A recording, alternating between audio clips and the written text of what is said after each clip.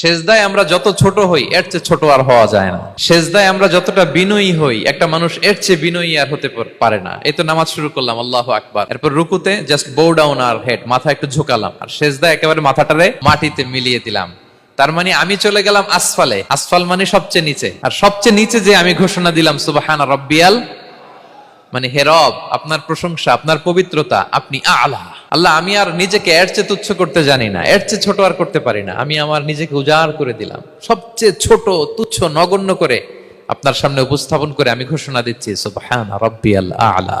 পবিত্রতা সেই রবের যিনি আলা, সর্বোচ্চে। সুবহানাল্লাহ পড়েন। তাহলে সিগনিফিকেন্সটা বুঝতে পারছেন কেন বিষ্ণু ইসলাম এটা পড়তেন সুবহানা রাব্বিয়াল আলা? কারণ আমি থাকি সবচেয়ে আসফালে, নিচে, আর তখন আমি ঘোষণা দেই glory be to Allah the most high, the most high, the most high আলা। আল্লাহ, আমি একেবারে নিচে কিন্তু তুমি হচ্ছে আলা।